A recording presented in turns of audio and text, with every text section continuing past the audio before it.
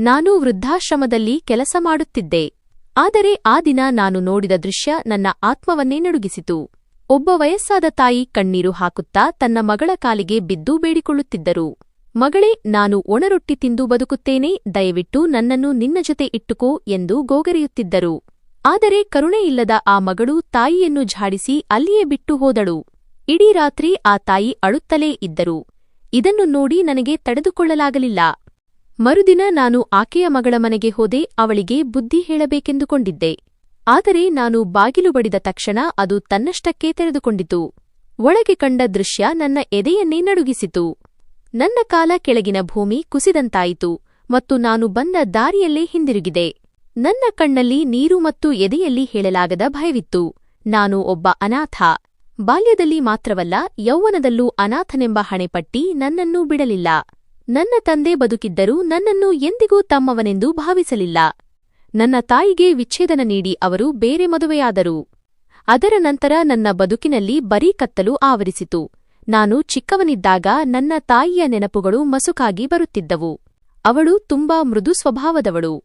ರೊಟ್ಟಿಯ ಮೆದುವಾದ ಭಾಗವನ್ನು ತನ್ನ ಕೈಯಾರೆ ನನಗೆ ತಿನ್ನಿಸುತ್ತಿದ್ದಳು.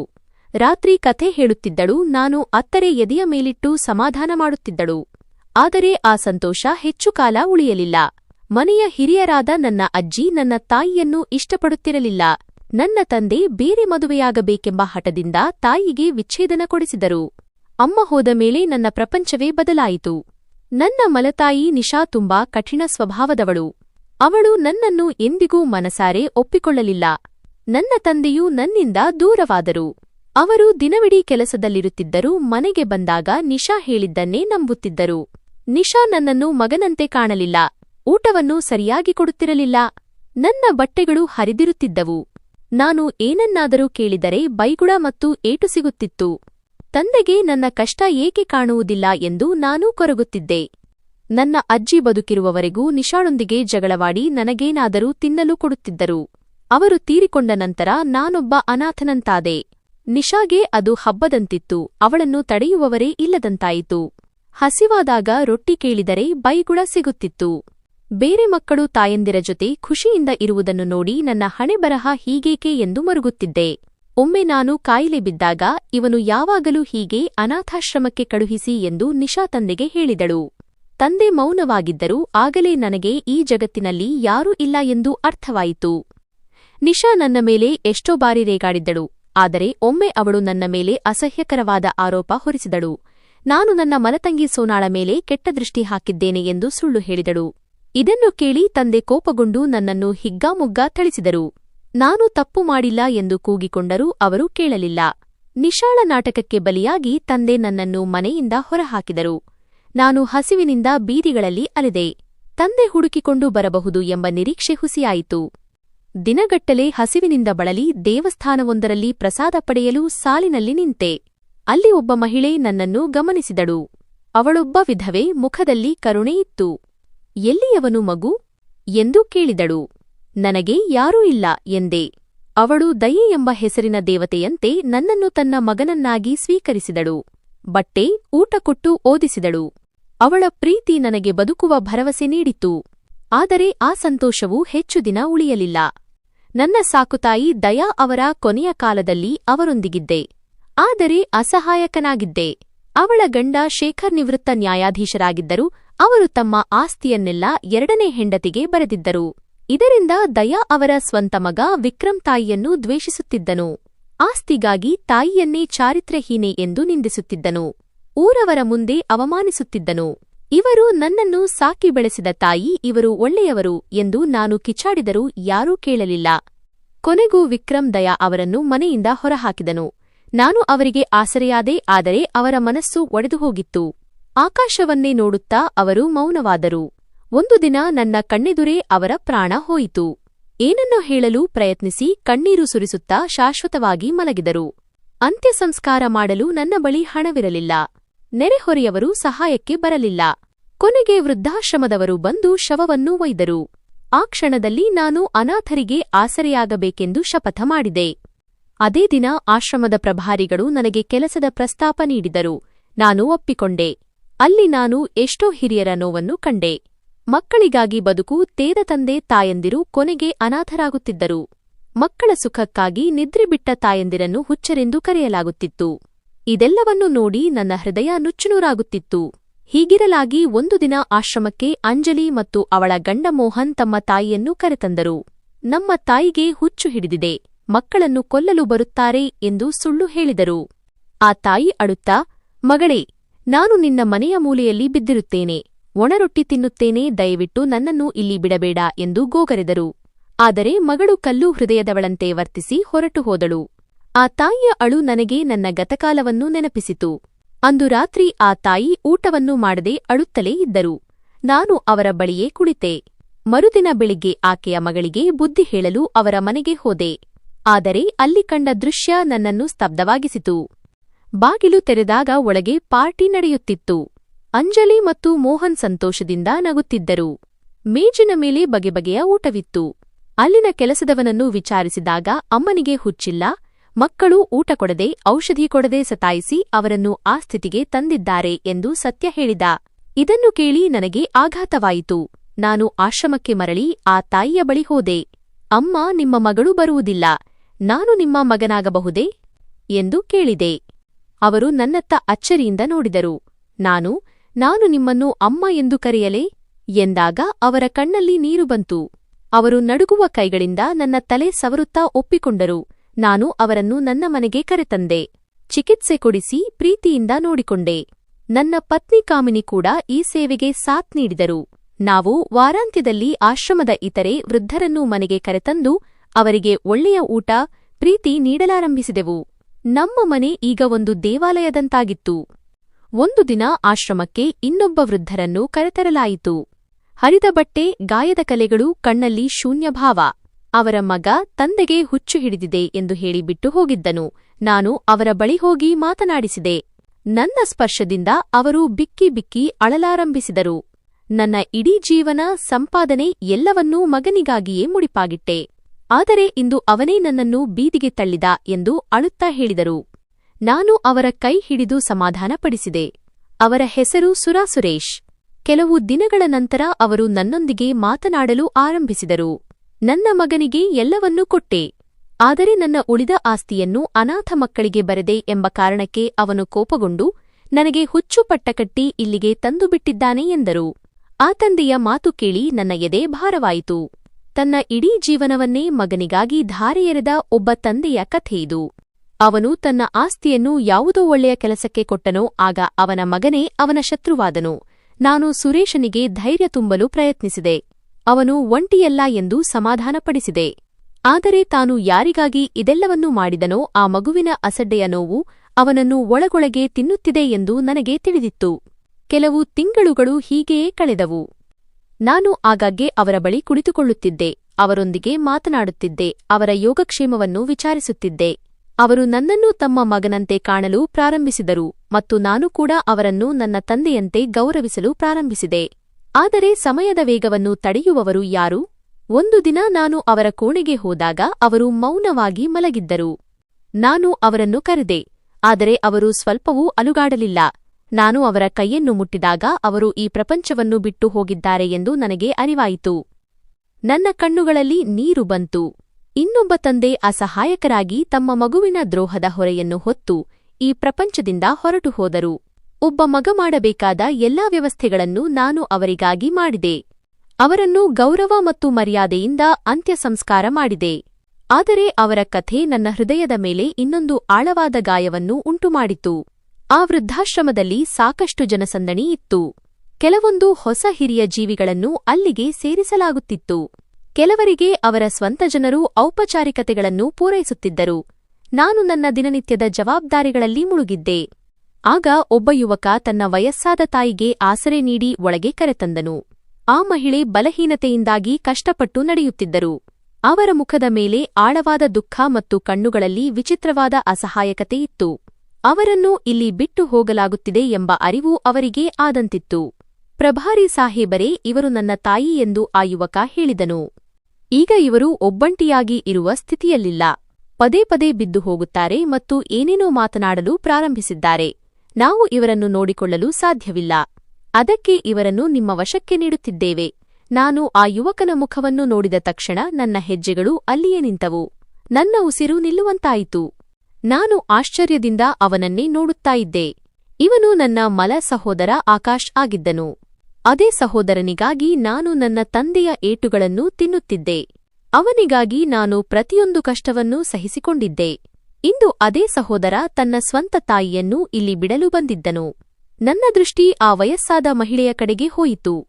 ಇವರು ನನ್ನ ತಾಯಿಯ ಸ್ಥಾನವನ್ನು ಪಡೆದ ಅದೇ ಮಹಿಳೆಯಾಗಿದ್ದರು. ನನ್ನ ಮೇಲೆ ದೌರ್ಜನ್ಯ ಎಸಗಿದ ನನ್ನ ಮಲತಾಯಿ ನಿಶಾ. ಆದರೂ ನಾನು ಅವರಿಗೆ ತಾಯಿಯ ಸ್ಥಾನವನ್ನು ನೀಡಿದ್ದೆ. ಇಂದು ಅದೇ ಮಹಿಳೆ ಅಸಹಾಯಕಳಾಗಿ ನಿಂತಿದ್ದಳು ಮತ್ತು ಯಾರಿಗಾಗಿ ಅವರು ನನ್ನನ್ನು ತಿರಸ್ಕರಿಸಿದ್ದರೋ ಅದೇ ಮಗ ಅವರನ್ನು ಇಲ್ಲಿ ಬಿಡಲು ಬಂದಿದ್ದನು. ನನ್ನ ಹೃದಯ ರಕ್ತದ ಕಣ್ಣೀರು ಸುರಿಸುತ್ತಿತ್ತು. ನಾನು ಜೀವನದಲ್ಲಿ ಅನೇಕ ನಿರ್ದಯಿ ಮಕ್ಕಳನ್ನು ನೋಡಿದ್ದೆ. ಆದರೆ ಇಂದು ನನ್ನ ಸ್ವಂತ ಜೀವನದ ಅತ್ಯಂತ ನೋವಿನ ದೃಶ್ಯವನ್ನು ನೋಡುತ್ತಿದ್ದೆ. ನಾನು ನನ್ನ ಮಲ ಸಹೋದರ ಆಕಾಶ್ನ ತೋಳನ್ನು ಹಿಡಿದು ಗಟ್ಟಿಯಾಗಿ ತಡೆದೆನು. ನಿನಗೆ ನಾಚಿಕೆಯಾಗುವುದಿಲ್ಲವೇ? ಇವರು ನಿನ್ನನ್ನು ಸಾಕಿ ಬೆಳೆಸಿದ ಅದೇ ತಾಯಿ ಮತ್ತು ಇಂದು ನೀನು ಇವರನ್ನು ಈ ಸ್ಥಿತಿಯಲ್ಲಿ ಬಿಟ್ಟು ಹೋಗುತ್ತಿದ್ದೀಯಾ? ನನ್ನ ಧ್ವನಿ ಕೋಪದಿಂದ ನಡುಗುತ್ತಿತ್ತು. ಆದರೆ ಅವನು ಅಸಡ್ಡೆಯಿಂದ ನನ್ನ ಕೈಯನ್ನು ಕೊಡವಿ ಹಿಂದೆ ಸರಿದನು. ನೋಡು ವಿವೇಕ್ ಭಾಯ್, ಅವನು ವ್ಯಂಗ್ಯದ ನಗುವಿನೊಂದಿಗೆ ಹೇಳಿದನು. ನಾನು ಇಲ್ಲಿ ವಾದ ಮಾಡಲು ಬಂದಿಲ್ಲ. ನಾವು ಈಗಾಗಲೇ ಇವರ ಸೇವೆ ಬಹಳ ಮಾಡಿದ್ದೇವೆ. ಆದರೆ ಈಗ ಇವರ ತಲೆ ಸರಿಯಿಲ್ಲ. ನಾನು ನನ್ನ ನಿರ್ಧಾರವನ್ನು ತೆಗೆದುಕೊಂಡಿದ್ದೇನೆ ಮತ್ತು ನೀನು ನನ್ನನ್ನು ತಡೆಯಲು ಸಾಧ್ಯವಿಲ್ಲ.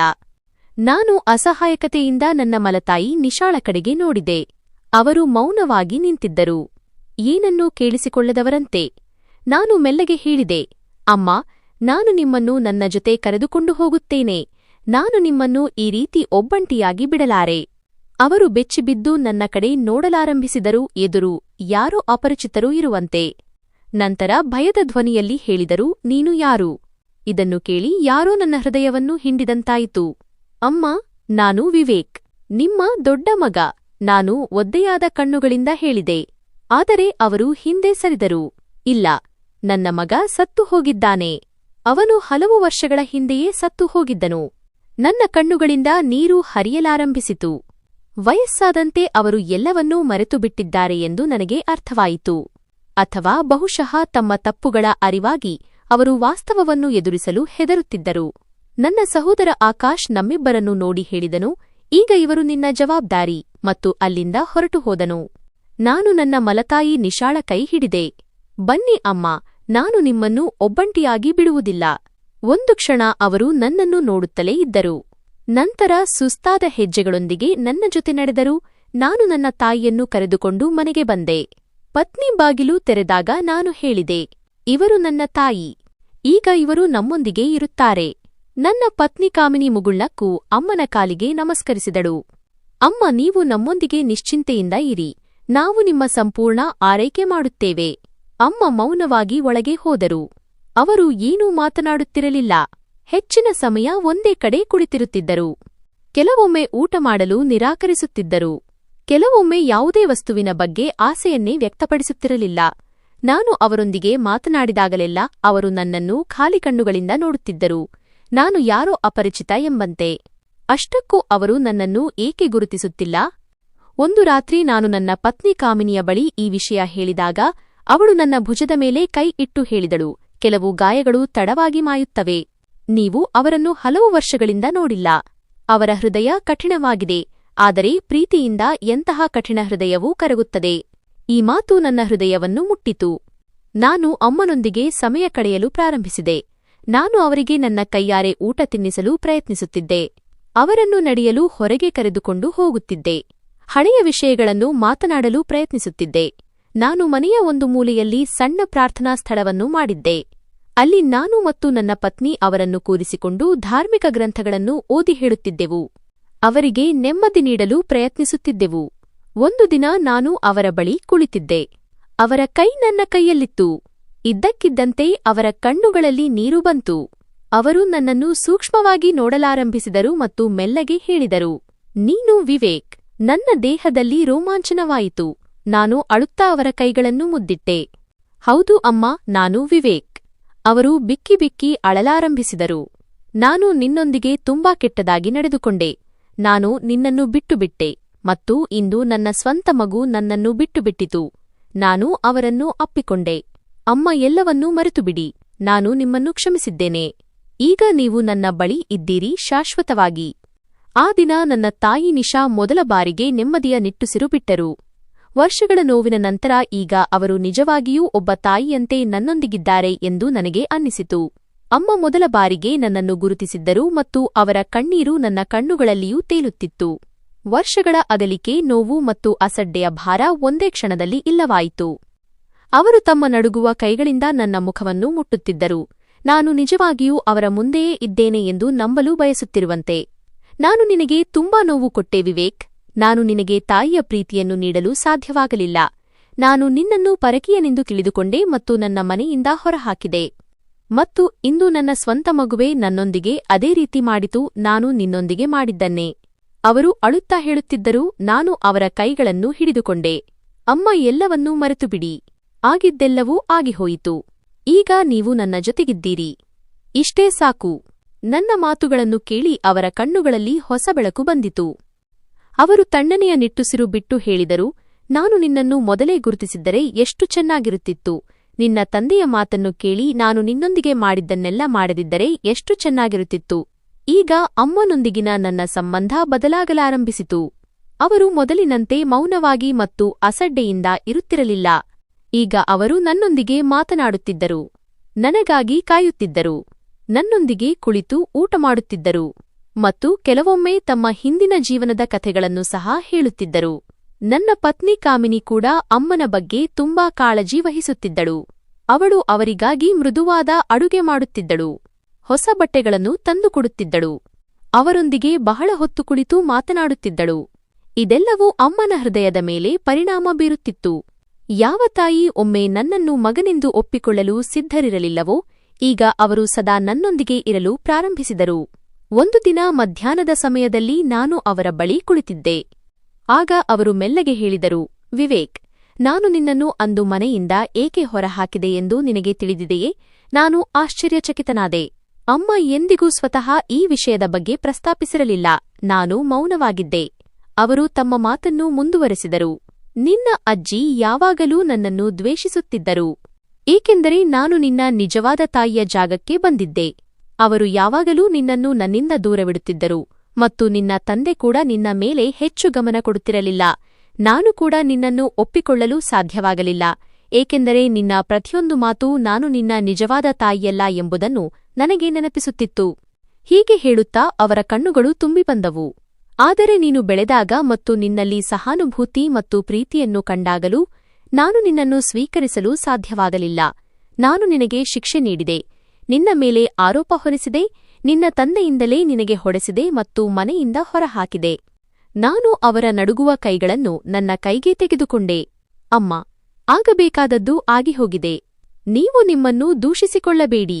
ಅವರು ನನ್ನ ಕಡೆ ನೋಡಿದರು ಮತ್ತು ಮೊದಲ ಬಾರಿಗೆ ಅವರ ಕಣ್ಣುಗಳಲ್ಲಿ ವಾತ್ಸಲ್ಯದ ಹೊಳಪಿತ್ತು.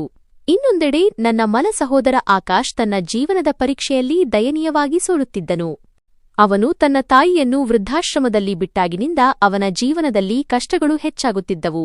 ವ್ಯಾಪಾರದಲ್ಲಿ ನಷ್ಟ, ಸಂಬಂಧಿಕರಿಂದ ಸಾಲ, ಏಕಾಂಗಿತನ ಮತ್ತು ಅವನ ಸ್ವಂತ ಹೆಂಡತಿ ಮತ್ತು ಮಕ್ಕಳು ಕೂಡ ಅವನಿಂದ ದೂರವಾಗಿದ್ದರು.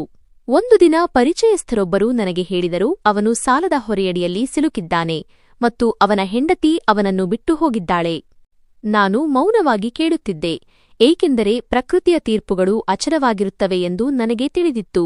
ಯಾವ ಮನುಷ್ಯ ತನ್ನ ತಾಯಿಗೆ ದ್ರೋಹ ಬಗೆಯುತ್ತಾನೋ ಅವನು ಪ್ರಪಂಚದಲ್ಲಿ ಯಾರಿಗೂ ನಿಷ್ಠನಾಗಿರಲು ಸಾಧ್ಯವಿಲ್ಲ. ಅದೇ ರಾತ್ರಿ ನಾನು ಅಮ್ಮನ ಬಳಿ ಕುಳಿತಿದ್ದಾಗ ಅವರು ಮೆಲ್ಲಗೆ ಹೇಳಿದರು, ಕೆಲವೊಮ್ಮೆ ಬಿತ್ತಿದ್ದನ್ನೇ ಬೆಳೆಯಬೇಕಾಗುತ್ತದೆ. ಅವರು ಮುಂದೆ ಹೇಳಿದರು, ನಾನು ನಿನ್ನನ್ನು ಅಸಹಾಯಕನನ್ನಾಗಿ ಬಿಟ್ಟಿದ್ದೆ ಮತ್ತು ಇಂದು ನನ್ನ ಸ್ವಂತ ಮಗನೇ ನನ್ನನ್ನು ಒಂಟಿಯಾಗಿ ಬಿಟ್ಟು ಹೋದನು. ನಾನು ಅವರ ಕೈಗಳನ್ನು ಹಿಡಿದು ಹೇಳಿದೆ, ಆದರೆ ಅಮ್ಮ, ಪ್ರಕೃತಿ ನಮಗೆ ಇನ್ನೊಂದು ಅವಕಾಶ ನೀಡಿದೆ. ಈಗ ನೀವು ಒಬ್ಬಂಟಿಯಾಗಿಲ್ಲ, ನಾನಿದ್ದೇನೆ ಅಲ್ವಾ? ಅಮ್ಮ ಸಂಪೂರ್ಣವಾಗಿ ಬದಲಾಗಿದ್ದರು. ಅವರು ಆಗಾಗ್ಗೆ ಆಶ್ರಮದ ಇತರ ಹಿರಿಯರ ಬಳಿ ಹೋಗುತ್ತಿದ್ದರು, ಅವರೊಂದಿಗೆ ಮಾತನಾಡುತ್ತಿದ್ದರು, ಅವರಿಗೆ ಧೈರ್ಯ ಹೇಳುತ್ತಿದ್ದರು ಮತ್ತು ಅವರ ದುಃಖವನ್ನು ಹಂಚಿಕೊಳ್ಳಲು ಪ್ರಯತ್ನಿಸುತ್ತಿದ್ದರು. ಅವರು ಈಗ ಮೊದಲಿನಂತೆ ದುಃಖಿತರಾಗಿ ಇರುತ್ತಿರಲಿಲ್ಲ ಎಂದು ನಾನು ಗಮನಿಸಿದೆ. ಬದಲಿಗೆ ತಮ್ಮ ಕಳೆದ ಹೋದ ಸಮಯದ ನಷ್ಟವನ್ನು ತುಂಬಿಕೊಳ್ಳಲು ಅವರಿಗೆ ಒಂದು ಅವಕಾಶ ಸಿಕ್ಕಿತ್ತು. ಒಂದು ದಿನ ನಾನು ಆಶ್ರಮದಲ್ಲಿ ಕೆಲಸ ಮಾಡುತ್ತಿದ್ದಾಗ ನನ್ನ ಪತ್ನಿ ಕಾಮಿನಿ ನನ್ನ ಬಳಿ ಬಂದು ಹೇಳಿದಳು, ಅತ್ತೆಯವರು ಕೆಲವು ಅನಾಥ ಮಕ್ಕಳಿಗೆ ಬಟ್ಟೆ ಮತ್ತು ಊಟದ ವ್ಯವಸ್ಥೆ ಮಾಡಬೇಕೆಂದು ಹೇಳಿದ್ದಾರೆ. ಅವರು ತಮ್ಮ ಕೈಗಳಿಂದ ಏನಾದರೂ ಒಳ್ಳೆಯ ಕೆಲಸವಾಗಬೇಕೆಂದು ಬಯಸುತ್ತಾರೆ. ಇದನ್ನು ಕೇಳಿ ನಾನು ಆಶ್ಚರ್ಯಚಕಿತನಾದೆ. ಇದೇ ತಾಯಿ ಒಂದು ಸಮಯದಲ್ಲಿ ಕೇವಲ ತಮ್ಮ ಕಷ್ಟಗಳ ಬಗ್ಗೆ ಮಾತ್ರ ಯೋಚಿಸುತ್ತಿದ್ದರು. ಆದರೆ ಇಂದು ಅವರು ಇತರರ ಒಳಿತಿಗಾಗಿ ಯೋಚಿಸುತ್ತಿದ್ದಾರೆ. ನಾನು ನಗುತ್ತಾ ಹೇಳಿದೆ, ಖಂಡಿತ, ನಾವು ನಾಳೆಯೇ ಆ ಮಕ್ಕಳಿಗಾಗಿ ಏನಾದರೂ ಒಳ್ಳೆಯದನ್ನು ಮಾಡೋಣ. ಮರುದಿನ ನಾವು ಆಶ್ರಮದಲ್ಲಿ ಒಂದು ಚಿಕ್ಕ ಕಾರ್ಯಕ್ರಮವನ್ನು ಆಯೋಜಿಸಿದೆವು. ಅದರಲ್ಲಿ ಆ ಮಕ್ಕಳನ್ನು ಕರೆಯಲಾಯಿತು. ಅಮ್ಮ ತಾವೇ ಅವರಿಗೆ ಊಟ ಬಡಿಸಿದರು. ಅವರೊಂದಿಗೆ ಪ್ರೀತಿಯಿಂದ ಮಾತನಾಡಿದರು ಮತ್ತು ಅವರೊಂದಿಗೆ ಸಮಯ ಕಳೆದರು.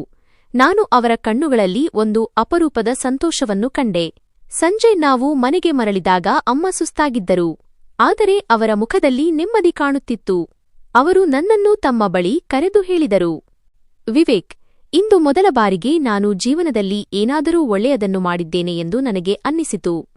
ನನ್ನ ಉಳಿದ ಜೀವನ ಹೀಗೆಯೇ ನಿರ್ಗತಿಕರು ಮತ್ತು ಅಗತ್ಯವಿರುವ ಜನರ ನಡುವೆ ಕಳೆಯಬೇಕೆಂದು ನಾನು ಬಯಸುತ್ತೇನೆ. ನಾನು ಅವರ ಕೈಗಳನ್ನು ಹಿಡಿದು ಹೇಳಿದೆ, ಅಮ್ಮ, ನಿಮ್ಮ ಹೃದಯದ ಬೆಳಕು ನಿಮ್ಮನ್ನು ಬದಲಾಯಿಸಿದೆ ಮತ್ತು ಈ ಬದಲಾವಣೆಯ ಭಾಗವಾಗಿರುವುದಕ್ಕೆ ನನಗೆ ಖುಷಿಯಿದೆ.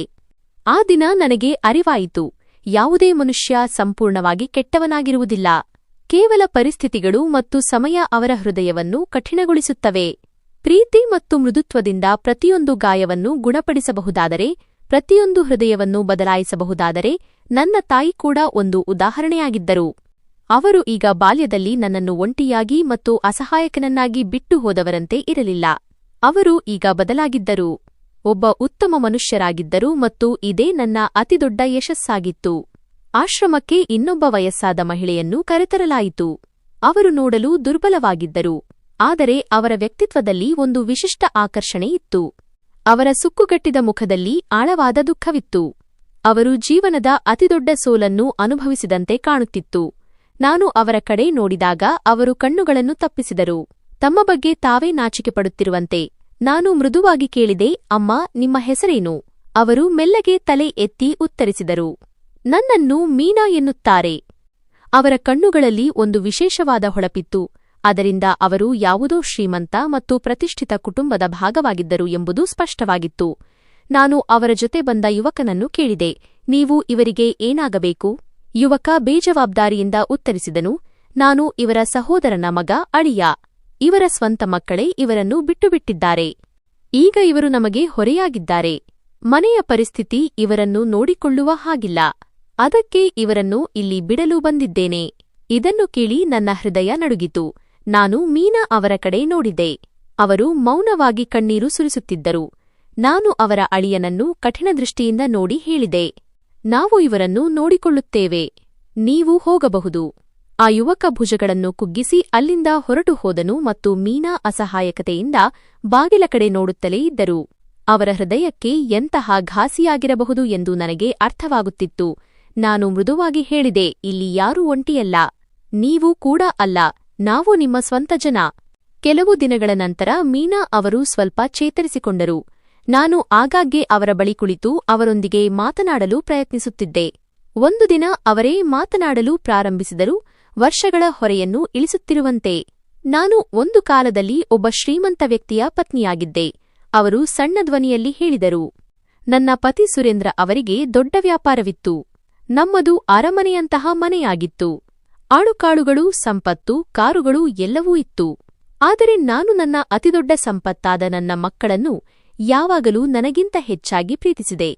ನಾನು ಹಗಲು ರಾತ್ರಿ ಕಷ್ಟಪಟ್ಟೆ. ಅವರಿಗೆ ಉತ್ತಮ ಶಿಕ್ಷಣ ಕೊಡಿಸಿದೆ ಮತ್ತು ಅವರ ಪ್ರತಿಯೊಂದು ಆಸೆಯನ್ನು ಪೂರೈಸಿದೆ.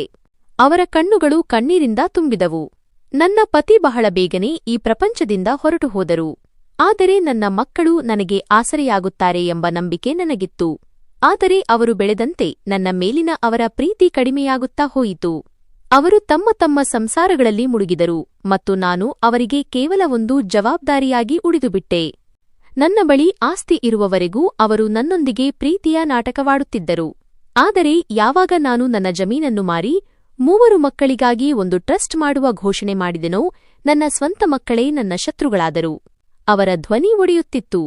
ಆದರೆ ಅವರು ಮಾತನಾಡುತ್ತಲೇ ಇದ್ದರು. ನನ್ನ ದೊಡ್ಡ ಮಗ ಅಭಯ್ ನನ್ನನ್ನು ನ್ಯಾಯಾಲಯಕ್ಕೆ ಎಳೆದೊಯ್ದನು. ನನ್ನ ಮಾನಸಿಕ ಸ್ಥಿತಿ ಸರಿಯಿಲ್ಲ ಮತ್ತು ನಾನು ಆಸ್ತಿಯನ್ನು ಬೇರೆಯವರ ಹೆಸರಿಗೆ ಮಾಡುವ ಸ್ಥಿತಿಯಲ್ಲಿಲ್ಲ ಎಂದು ಅವನು ಹೇಳಿದನು. ನನ್ನ ಎರಡನೇ ಮಗ ಧ್ರುವ ನನ್ನಿಂದ ಮುಖ ತಿರುಗಿಸಿಕೊಂಡನು. ನಾನು ಯಾವಾಗಲೂ ನನ್ನ ಮಗಳು ಸೋನಾಳನ್ನು ಹೆಚ್ಚು ಪ್ರೀತಿಸುತ್ತಿದ್ದೆ ಎಂದು ಅವನು ಹೇಳಿದನು. ಆದ್ದರಿಂದ ಈಗ ನಾನು ನನ್ನ ಆರೈಕೆಯನ್ನು ನಾನೇ ಮಾಡಿಕೊಳ್ಳಬೇಕಾಯಿತು ಮತ್ತು ಕೊನೆಗೆ ನನಗೆ ಯಾವುದರ ಭಯವಿತ್ತೋ ಅದೇ ಆಯಿತು. ನನ್ನ ಸ್ವಂತ ಮಕ್ಕಳೇ ನನ್ನನ್ನು ನನ್ನ ಮನೆಯಿಂದ ಹೊರಹಾಕಿದರು. ನಂತರ ನನ್ನ ಸಹೋದರನ ಮಗ ನನ್ನ ಮೇಲೆ ಕರುಣೆ ತೋರಿಸಿ ನನ್ನನ್ನು ಇಲ್ಲಿ ಬಿಟ್ಟನು. ನಾನು ಮೌನವಾಗಿ ಅವರ ಮಾತುಗಳನ್ನು ಕೇಳುತ್ತಿದ್ದೆ. ತನ್ನ ಮಕ್ಕಳಿಗಾಗಿ ಎಲ್ಲವನ್ನೂ ತ್ಯಾಗ ಮಾಡಲು ಸಿದ್ಧವಿದ್ದ ತಾಯಿ ಇಂದು ಅದೇ ಮಕ್ಕಳಿಗಾಗಿ ಒಂದು ಹೊರೆಯಾಗಿದ್ದರು. ಪ್ರಪಂಚದಲ್ಲಿ ಅತಿದೊಡ್ಡ ಪಾಪವೆಂದರೆ ಮಕ್ಕಳು ತಮ್ಮ ಹೆತ್ತವರಿಗೆ ದ್ರೋಹ ಮಾಡುವುದು ಎಂದು ನನಗೆ ಅರಿವಾಯಿತು. ನಾನು ಇಂತಹ ಅನೇಕ ಪ್ರಕರಣಗಳನ್ನು ನೋಡಿದ್ದೆ. ಆದರೆ ಮೀನಾ ಅವರ ಕಥೆ ನನ್ನ ಹೃದಯವನ್ನು ಕಲಕಿತು. ನಾನು ಅವರ ಕೈಗಳನ್ನು ಹಿಡಿದು ಹೇಳಿದೆ, ಅಮ್ಮ, ನಿಮ್ಮ ಸ್ವಂತ ಮಕ್ಕಳು ನಿಮಗೆ ನೀಡಲು ವಿಫಲವಾದ ಗೌರವ ಮತ್ತು ಪ್ರೀತಿಯನ್ನು ನೀವು ಇಲ್ಲಿ ಪಡೆಯುತ್ತೀರಿ. ಸಮಯ ಕಳೆಯುತ್ತಾ ಹೋಯಿತು ಮತ್ತು ನನ್ನ ಆಶ್ರಮದ ಕೀರ್ತಿ ಹೆಚ್ಚಾಗಲಾರಂಭಿಸಿತು. ನನ್ನ ಒಂದು ಸಣ್ಣ ಒಳ್ಳೆಯ ಕೆಲಸ ಇಡೀ ದೇಶಕ್ಕೆ ಮಾದರಿಯಾಗುತ್ತದೆ ಎಂದು ನಾನು ಅಂದುಕೊಂಡಿರಲಿಲ್ಲ. ಜನರು ಆಶ್ರಮದ ಬಗ್ಗೆ ಕೇಳಲು ಪ್ರಾರಂಭಿಸಿದರು. ಮಾಧ್ಯಮಗಳು ನಮ್ಮ ಕೆಲಸವನ್ನು ತೋರಿಸಲು ಪ್ರಾರಂಭಿಸಿದವು ಮತ್ತು ನೋಡುತ್ತಿದ್ದಂತೆ ಅನೇಕ ಜನರು ತಮ್ಮ ಹಿರಿಯರನ್ನು ಇಲ್ಲಿ ಬಿಡುವ ಬದಲು ತಾವೇ ಅವರನ್ನು ನೋಡಿಕೊಳ್ಳಲು ಪ್ರಾರಂಭಿಸಿದರು. ನಾನು ಅನೇಕ ಯುವಕರು ತಮ್ಮ ಪೋಷಕರನ್ನು ಮತ್ತೆ ತಮ್ಮ ಮನೆಗೆ ಕರೆದುಕೊಂಡು ಹೋಗುವುದನ್ನು ನೋಡಿದೆ. ಹಲವು ಹೀಗೆ ಮೊದಲು ತಮ್ಮ ತಾಯಿಯನ್ನು ಹೊರೆಯೆಂದು ಭಾವಿಸುತ್ತಿದ್ದ ಮಕ್ಕಳು ಈಗ ಅವರ ಕಾಲಿಗೆ ಬಿದ್ದು ಕ್ಷಮೆ ಕೇಳುತ್ತಿದ್ದರು. ಇದನ್ನು ನೋಡಿ ನನ್ನ ಹೃದಯ ಸಂತೋಷದಿಂದ ತುಂಬಿ ಬರುತ್ತಿತ್ತು. ಈಗ ನನ್ನ ಆಶ್ರಮಕ್ಕೆ ನಿಜವಾಗಿಯೂ ನಿರ್ಗತಿಕರಾದ ವೃದ್ಧರು ಮಾತ್ರ ಬರುತ್ತಿದ್ದರು ಮತ್ತು ಅವರಿಗಾಗಿ ನಾನು ಸಾಧ್ಯವಿರುವ ಎಲ್ಲ ಸೌಕರ್ಯಗಳನ್ನು ಏರ್ಪಡಿಸಿದ್ದೆ. ಇದು ನನ್ನ ದೊಡ್ಡ ಸಾಧನೆಯಾಗಿತ್ತು. ಕೇವಲ ಆಶ್ರಮವನ್ನು ನಿರ್ಮಿಸುವುದು ಮಾತ್ರವಲ್ಲ, ಜನರ ಹೃದಯವನ್ನು ಬದಲಾಯಿಸುವುದು. ಸಮಯ ಯಾರಿಗಾಗಿಯೂ ಕಾಯುವುದಿಲ್ಲ. ನನ್ನ ಜೀವನವು ವೇಗವಾಗಿ ಸಾಗುತ್ತಿತ್ತು. ನಾನು ಅದೇ ವಿವೇಕ್, ಹಿಂದೆ ಬೀದಿಗಳಲ್ಲಿ ಅಲೆದಾಡುತ್ತಿದ್ದವನು. ಯಾರಾದರೂ ತನ್ನನ್ನು ಸ್ವೀಕರಿಸಲಿ ಎಂದು ಬಾಗಿಲು ಬಡಿಯುತ್ತಿದ್ದವನು, ಆದರೂ ಆಪ್ತರ ನಿರಾಸೆಗೆ ಒಳಗಾಗಿದ್ದವನು. ಆದರೆ ಇಂದು ನನ್ನ ಬಳಿ ಎಲ್ಲವೂ ಇತ್ತು. ನಾನು ನನ್ನ ಜೀವನವನ್ನು ಒಳ್ಳೆಯತನ, ಪ್ರೀತಿ ಮತ್ತು ಸೇವೆಯಲ್ಲಿ ಕಳೆದಿದ್ದೆ ಮತ್ತು ಈಗ ಮುದಿತನದಲ್ಲಿ ನೆಮ್ಮದಿಯನ್ನು ಅನುಭವಿಸುತ್ತಿದ್ದೆ. ಈಗ ನನ್ನ ಜೀವನದ ಬಹುಪಾಲು ಸಮಯ ಪ್ರಾರ್ಥನೆಗಳಲ್ಲಿ ಮತ್ತು ನಾನು ಸದಾ ನನ್ನವರೆಂದು ಭಾವಿಸಿದ ಆ ಹಿರಿಯರೊಂದಿಗೆ ಕಳೆಯುತ್ತಿತ್ತು. ನಾನು ಆಶ್ರಮದ ಕೋಣೆಗಳಿಗೆ ಹೋಗುತ್ತಿದ್ದೆ. ಹಿರಿಯರ ಬಳಿ ಕುಳಿತು ಅವರ ಮಾತುಗಳನ್ನು ಕೇಳುತ್ತಿದ್ದೆ. ಅವರ ದುಃಖವನ್ನು ಹಂಚಿಕೊಳ್ಳುತ್ತಿದ್ದೆ ಮತ್ತು ಅವರು ಒಂಟಿಯಲ್ಲ ಎಂಬ ಭಾವನೆಯನ್ನು ಮೂಡಿಸುತ್ತಿದ್ದೆ. ಅವರೊಂದಿಗೆ ಸಮಯ ಕಳೆಯಲು ನನಗೆ ಇಷ್ಟವಾಗುತ್ತಿತ್ತು, ಏಕೆಂದರೆ ಇವರು ಹಿಂದೆ ತಮ್ಮ ಮನೆಗಳಲ್ಲಿ ಗೌರವಿಸಲ್ಪಟ್ಟವರು ಎಂದು ನನಗೆ ತಿಳಿದಿತ್ತು. ಆದರೆ ಅವರ ಸ್ವಂತ ಮಕ್ಕಳೇ ಅವರನ್ನು ಕಡೆಗಣಿಸಿದ್ದರು. ನನ್ನ ಮಕ್ಕಳು ಈಗ ದೊಡ್ಡವರಾಗಿದ್ದರು. ನನಗೆ ಅವರ ಬಗ್ಗೆ ಹೆಮ್ಮೆಯಿತ್ತು. ಒಬ್ಬ ನಿಜವಾದ ಮನುಷ್ಯನಿಗೆ ನೀಡಬೇಕಾದ ಸಂಸ್ಕಾರವನ್ನು ನಾನು ಅವರಿಗೆ ನೀಡಿದ್ದೆ. ವೃದ್ಧರು ಮತ್ತು ನಿರ್ಗತಿಕರು ನಮ್ಮ ಜವಾಬ್ದಾರಿ ಮತ್ತು ಈ ಜಗತ್ತಿನಲ್ಲಿ ಯಾರಿಗಾದರೂ ಸುಲಭವಾದ ಬದುಕನ್ನು ಕಲ್ಪಿಸಿಕೊಡುವುದೇ ದೊಡ್ಡ ಸಂಪತ್ತು ಎಂದು ನಾನು ಅವರಿಗೆ ಕಲಿಸಿದ್ದೆ. ನನ್ನ ಆಶ್ರಮದ ಕೆಲಸವನ್ನು ಮುಂದುವರಿಸಲು ನನ್ನ ಮಗ ಮತ್ತು ಹೆಣ್ಣುಮಕ್ಕಳು ನನ್ನ ಜೊತೆ ನಿಂತಿದ್ದರು. ಅವರು ನನ್ನೊಂದಿಗೆ ನಿರ್ಗತಿಕ ಹಿರಿಯರ ಸೇವೆಯಲ್ಲಿಯೇ ನಿರತರಾಗಿರುತ್ತಿದ್ದರು. ಅವರು ಹಿರಿಯರ ಊಟ, ಔಷಧಿ ಮತ್ತು ಅಗತ್ಯಗಳ ಬಗ್ಗೆ ಕಾಳಜಿ ವಹಿಸುತ್ತಿದ್ದರು. ನನ್ನ ಪತ್ನಿ ಕಾಮಿನಿ ಕೂಡ ಯಾವಾಗಲೂ ನನ್ನೊಂದಿಗಿದ್ದಳು. ಈ ಕೆಲಸವೇ ನನಗೆ ಎಲ್ಲವೂ ಎಂದು ಅವಳಿಗೆ ತಿಳಿದಿತ್ತು ಮತ್ತು ಅವಳು ಯಾವಾಗಲೂ ನನ್ನ ಧೈರ್ಯವನ್ನು ಹೆಚ್ಚಿಸುತ್ತಿದ್ದಳು. ಒಂದು ದಿನ ನಾನು ನನ್ನ ಕೋಣೆಯಲ್ಲಿ ಕುಳಿತಿದ್ದೆ. ಗತಕಾಲದ ನೆನಪುಗಳಲ್ಲಿ ಮುಳುಗಿದ್ದೆ. ನನ್ನ ಕಣ್ಣುಗಳು ಗೋಡೆಯ ಮೇಲೆ ನೆಟ್ಟಿದ್ದವು ಮತ್ತು ನನ್ನ ಹೃದಯವು ನಾನು ಅನುಭವಿಸಿದ ಕಠಿಣ ಕ್ಷಣಗಳನ್ನು ಪುನರಾವರ್ತಿಸುತ್ತಿತ್ತು. ನನ್ನ ಪತ್ನಿ ಕಾಮಿನಿ ನನ್ನ ಬಳಿ ಬಂದು, ನೀವು ಇಂದು ತುಂಬಾ ಮೌನವಾಗಿರುವಿರಿ. ಎಲ್ಲವೂ ಸರಿಯಾಗಿದೆಯೇ ಎಂದಳು. ನಾನು ದೀರ್ಘವಾಗಿ ಉಸಿರುಬಿಟ್ಟು ಮುಗುಳ್ನಕ್ಕೆ. ಕೇವಲ ಜೀವನದ ಪಯಣವನ್ನು ನೆನಪಿಸಿಕೊಳ್ಳುತ್ತಿದ್ದೇನೆ. ಎಂತೆಂತಹ ಪರೀಕ್ಷೆಗಳನ್ನು ಎದುರಿಸಿ ಇಲ್ಲಿಯವರೆಗೆ ತಲುಪಿದ್ದೇನೆ. ಒಮ್ಮೆ ನಾನು ಏಕಾಂಗಿಯಾಗಿದ್ದೆ, ದಿಕ್ಕಿಲ್ಲದವನಾಗಿದ್ದೆ. ಆದರೆ ಇಂದು ನನ್ನ ಬಳಿ ಒಂದು ಕುಟುಂಬವಿದೆ. ನನ್ನ ಬಳಿ ಪ್ರೀತಿಯಿದೆ, ಗೌರವವಿದೆ ಮತ್ತು ಎಲ್ಲಕ್ಕಿಂತ ಹೆಚ್ಚಾಗಿ ಆ ನೆಮ್ಮದಿ ಇದೆ. ಇದಕ್ಕಾಗಿ ನಾನು ಯಾವಾಗಲೂ ಹಂಬಲಿಸುತ್ತಿದ್ದೆ. ನನ್ನ ಮಾತು ಕೇಳಿ ನನ್ನ ಪತ್ನಿ ಮುಗುಳ್ನಕ್ಕಳು. ಭಗವಂತ ನಿಮ್ಮ ಒಳ್ಳೆಯತನಕ್ಕೆ ಪ್ರತಿಫಲ ನೀಡಿದ್ದಾನೆ. ನೀವು ಬಿತ್ತಿದ್ದನ್ನೇ ಇಂದು ಕಟಾವು ಮಾಡುತ್ತಿದ್ದೀರಿ.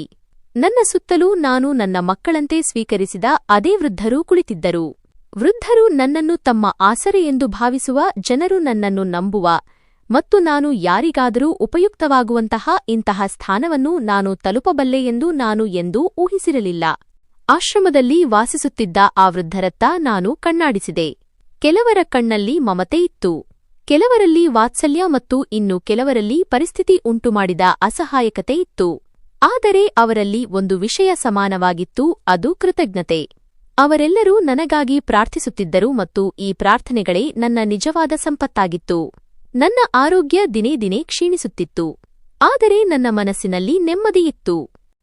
ನಾನು ನನ್ನ ಜೀವನದಲ್ಲಿ ಏನನ್ನೆಲ್ಲಾ ಕಳೆದುಕೊಂಡಿದ್ದೆನೋ ಅವೆಲ್ಲವನ್ನೂ ದೇವರು ನನಗೆ ಒಂದಲ್ಲ ಒಂದು ರೂಪದಲ್ಲಿ ಹಿಂತಿರುಗಿಸಿದ್ದನು. ನನ್ನ ಹೆಂಡತಿ ನನ್ನ ಬಳಿ ಇದ್ದಳು, ನನ್ನ ಮಕ್ಕಳು ನನ್ನ ಜೊತೆ ನಿಂತಿದ್ದರು ಮತ್ತು ನಾನು ಆಶ್ರಯ ನೀಡಿದ ನಿರ್ಗತಿಕ ವೃದ್ಧರು ನನ್ನ ಜೀವನದ ಅತ್ಯಮೂಲ್ಯ ಆಧಾರವಾಗಿದ್ದರು. ಒಂದು ದಿನ ನಾನು ನನ್ನ ಕೋಣೆಯಲ್ಲಿ ಕುಳಿತಿದ್ದಾಗ ನನ್ನ ಹಿರಿಯ ಮಗ ಗೌರವ್ ಬಂದು, ಅಪ್ಪಾಜಿ, ನಾವು ಆಶ್ರಮಕ್ಕಾಗಿ ಹೊಸ ಜಾಗವನ್ನು ತೆಗೆದುಕೊಂಡಿದ್ದೇವೆ ಎಂದನು. ಈಗ ನಾವು ಇನ್ನೂ ಹೆಚ್ಚು ವೃದ್ಧರಿಗೆ ಆಸರೆ ನೀಡಲು ಸಾಧ್ಯವಾಗುತ್ತದೆ. ಇದನ್ನು ಕೇಳಿ ನನ್ನ ಕಣ್ಣಲ್ಲಿ ಆನಂದ ಬಾಷ್ಪಗಳು ಬಂದವು. ನಾನು ದುರ್ಬಲ ದನಿಯಲ್ಲಿ ಹೇಳಿದೆ, ಮಗನೇ, ನೀನು ನನ್ನ ಜೀವನದ ಉದ್ದೇಶವನ್ನು ಅಳವಡಿಸಿಕೊಂಡಿರುವುದಕ್ಕೆ ನನಗೆ ಸಂತೋಷವಾಗಿದೆ. ಈ ಆಶ್ರಮವು ಕೇವಲ ಒಂದು ಸ್ಥಳವಾಗಿ ಉಳಿಯದೆ ಎಂದಿಗೂ ಆರದ ಬೆಳಕಿನ ದೀಪವಾಗಬೇಕೆಂಬುದು ನನ್ನ ಕನಸಾಗಿತ್ತು. ನನ್ನ ಪತ್ನಿ ಕಾಮಿನಿ ಮುಗುಳ್ನಗುತ್ತಾ, ಈ ದೀಪ ಯಾವಾಗಲೂ ಉರಿಯುತ್ತಲೇ ಇರುತ್ತದೆ, ಏಕೆಂದರೆ ನೀವು ಇದನ್ನು ಒಳ್ಳೆಯತನದ ಎಣ್ಣೆಯಿಂದ ಬೆಳಗಿಸಿದ್ದೀರಿ ಎಂದಳು. ನಾನು ನನ್ನ ಕಣ್ಣುಗಳನ್ನು ಮುಚ್ಚಿದೆ ಮತ್ತು ದೀರ್ಘವಾಗಿ ಉಸಿರು ತೆಗೆದುಕೊಂಡೆ. ನಾನು ಜೀವನದ ಎಲ್ಲಾ ಬಣ್ಣಗಳನ್ನು ನೋಡಿದೆ, ಪ್ರತಿಯೊಂದು ನೋವನ್ನು ಸಹಿಸಿಕೊಂಡೆ. ಆದರೆ ಇಂದು ನಾನು ನೆಮ್ಮದಿಯಲ್ಲಿದ್ದೆ. ನನ್ನ ಗುರಿ ಪೂರ್ಣಗೊಂಡಿದೆ ಎಂದು ನನಗೆ ಅನ್ನಿಸಿತು. ಮರುದಿನ ಬೆಳಿಗ್ಗೆ ಸೂರ್ಯನ ಬೆಳಕು ನನ್ನ ಕೋಣೆಗೆ ಬಂದಾಗ ನಾನು ಕಣ್ಣು ತೆರೆದೆ ಮತ್ತು ಪ್ರಾರ್ಥನೆಗಾಗಿ ನನ್ನ ಕೈಗಳನ್ನು ಎತ್ತಿದೆ. ನನಗೆ ಇಷ್ಟು ಗೌರವ, ಇಷ್ಟು ಪ್ರೀತಿ ಮತ್ತು ನನ್ನ ಜೀವನದ ನಂತರವೂ ಉಳಿಯುವಂತಹ ಒಂದು ಉದ್ದೇಶವನ್ನು ನೀಡಿದ್ದಕ್ಕಾಗಿ ನಾನು ದೇವರಿಗೆ ಕೃತಜ್ಞತೆ ಸಲ್ಲಿಸಿದೆ. ನಾನು ದುರ್ಬಲನಾಗಿದ್ದೆ, ಆದರೆ ನಾನು ಸತ್ತಿರಲಿಲ್ಲ. ಪ್ರತಿದಿನ ನನಗಾಗಿ ಹೊರಬರುತ್ತಿದ್ದ ಆ ಪ್ರಾರ್ಥನೆಗಳಲ್ಲಿ ನಾನು ಜೀವಂತವಾಗಿದ್ದೆ. ನಾನು ಭರವಸೆಯ ಬೆಳಕನ್ನು ಹಚ್ಚಿದ ಆ ವೃದ್ಧ ಕಣ್ಣುಗಳಲ್ಲಿ ಜೀವಂತವಾಗಿದ್ದೆ. ನಾನು ಪ್ರಾರಂಭಿಸಿದ ಆ ಧ್ಯೇಯದಲ್ಲಿ ಜೀವಂತವಾಗಿದ್ದೆ. ಜೀವನವು ನನ್ನನ್ನು ಮುರಿಯಲು ತುಂಬಾ ಪ್ರಯತ್ನಿಸಿತು, ಆದರೆ ಪ್ರೀತಿ ಮತ್ತು ಒಳ್ಳೆಯತನದ ಹಾದಿಯಲ್ಲಿ ನಡೆಯುವವರು ಎಂದಿಗೂ ಸಾಯುವುದಿಲ್ಲ ಎಂದು ನಾನು ಸಾಬೀತುಪಡಿಸಿದೆ. ನಾನು ನನ್ನ ಮಕ್ಕಳ ಮುಖದಲ್ಲಿ ನಗುವನ್ನು ನೋಡುತ್ತಿದ್ದೆ ಮತ್ತು ನನ್ನ ಕಥೆ ಇನ್ನೂ ಮುಗಿದಿಲ್ಲ ಎಂದು ನನಗೆ ಖಚಿತವಾಗಿತ್ತು.